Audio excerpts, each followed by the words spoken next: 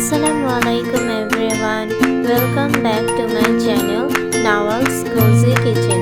আজকে আমি আপনাদেরকে তৈরি করে দেখাবো চিজি হোয়াইট সস পাস্তা।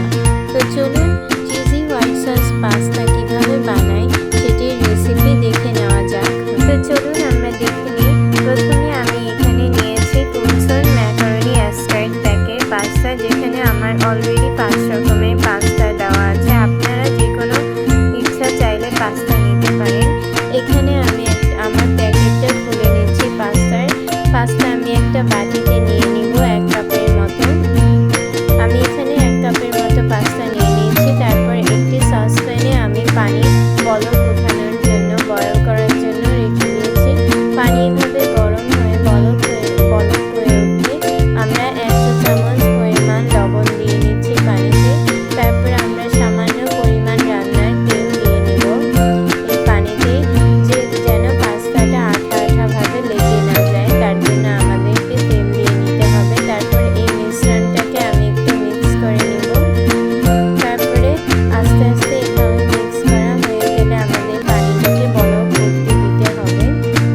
তারপর আমি এখানে বলক হয়ে গেলে আমার পাস্তাগুলো এই বলকে দিয়ে দিচ্ছি পানি।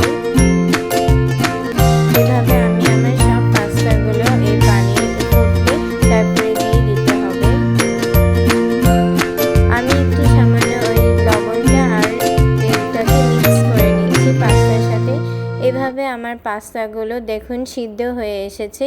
সিদ্ধ হলে একটা স্ট্রেনারের সাহায্যে আমি ছেঁকে নেব পানিটা। এখানে আমি কিছু মাংস নিয়েছি। মাংসতে আমি 1 চা-চামচ আদা বাটা, 1 চা-চামচ রসুন বাটা দিয়ে ম্যারিনেট করব। তারপর এখানে আরও দিব 1 চা-চামচের মতো মরিচের গুঁড়ো, যেটা লাল মরিচের গুঁড়ো হবে। আমি অল্প একটু সামান্য আরও লাল মরিচের গুঁড়ো নিয়ে নিচ্ছি। তারপর আমি নিয়ে নেব 1 চা-চামচ জিরা গুঁড়ো। তারপর আমি এখানে নিয়ে নেব 1 চা-চামচ লবণ।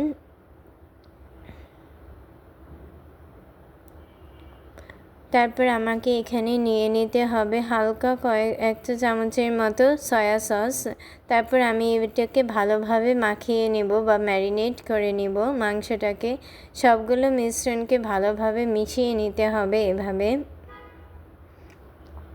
আপনারা চাইলে এই মাংসটাকে কিছুক্ষণ ম্যারিনেট করেও রাখতে পারেন, কিন্তু যেহেতু আমি পাস্তাটা এখনই বানাবো তার জন্য আমি এই ম্যারিনেট করে রাখবো না।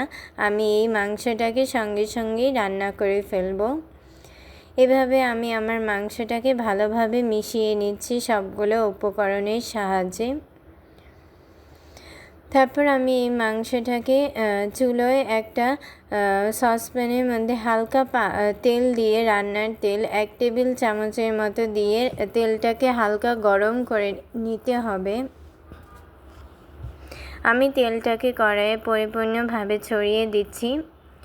তারপরে তেলটা গরম হয়ে আসলে আমরা এখানে মাংসটা দিয়ে দেব, ম্যারিনেট করে মাংসটা। মনে রাখবেন এই চুলাটার আঁচ একটু হালকা বাড়িয়ে নেবেন যখন ম্যারিনেট করবেন, যেহেতু আমরা এই মাংসটাকে হালকা একটু সসি করব বা গ্রেভিও রাখবো, তার জন্য প্রথমে তেলের সঙ্গে চুলার আঁচটা একটু বাড়িয়ে নিতে হবে বা মিডিয়াম আঁচে রাখতেও পারেন। বেশি যেন শুকিয়ে না যায় এদিকেও খেয়াল রাখতে হবে, তার জন্য চুলার আঁচটা মাঝখান দিয়ে মিডিয়াম করে নেবেন। তারপর আমরা এখানে 2 রকমের ক্যাপসিকাম দিয়ে নিচ্ছি। আমি এখানে লাল ক্যাপসিকাম এবং সবুজ ক্যাপসিকাম দিয়ে ভালোভাবে মাংসটাকে নেড়ে নিব বা মিক্স করে নিব সবগুলো উপকরণকে।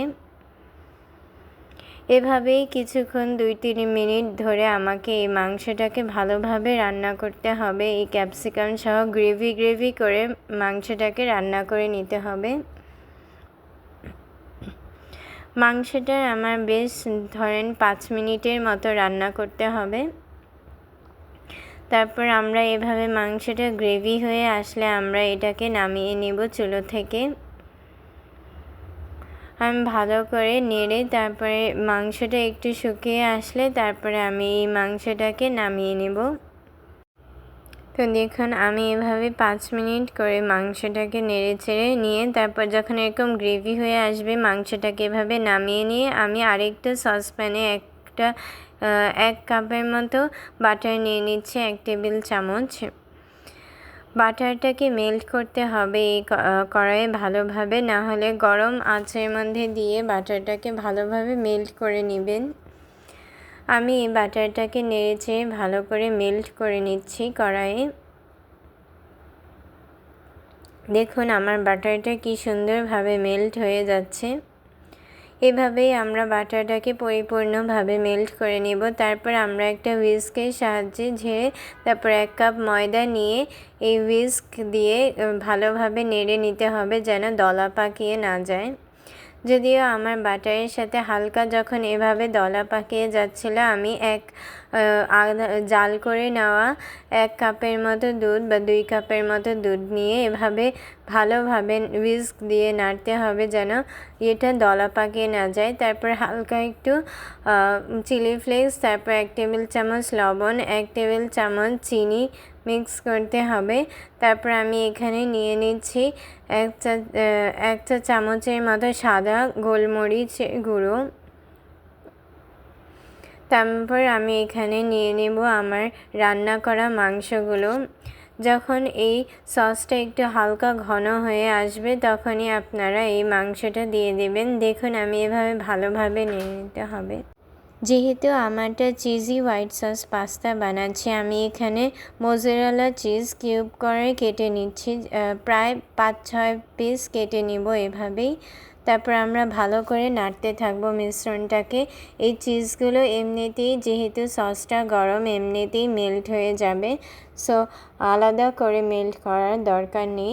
আমরা প্রত্যেক মিশ্রণটাকে ভালোভাবে এভাবে ঘন ঘন করে নেড়ে নেব। তারপর আমরা পাস্তাটা দিয়ে দেব, আমাদের সিদ্ধ করা পাস্তা। তারপর আমরা পাস্তাটাকে হোয়াইট সসের সাথে ভালোভাবে এরকম করে কোটিং করে নিতে হবে। দেখুন যেহেতু আমি এখানে চিজ দিয়েছি, এটা একটা চিজি ফ্লেভারের মতো দেখা যাচ্ছে। এখানে চিজগুলাই মেনলি এখানে বড় ফ্লেভারের মতো হয়ে গেছে। এভাবেই আমরা 2-3 মিনিটের মতো এটাকে ভালো করে রান্না করে নিতে হবে চিজি পাস্তাটাকে। এরকমভাবে 2-3 মিনিট ধরে নাড়তে থাকতে হবে। তারপর যখন রান্নাটা শেষ হয়ে যাবে, আমাদের পাস্তাটা রেডি হলে আমরা এভাবে নামিয়ে নেব একটা পাত্রে। দেখুন আমার পাস্তাটা কি সুন্দরভাবে চিজে এবং হোয়াইট সসের সাথে কোটেড হয়ে গেছে। তারপর এবার আসি আমরা সার্ভের পালায়। আমরা সার্ভের সময় হালকা একটু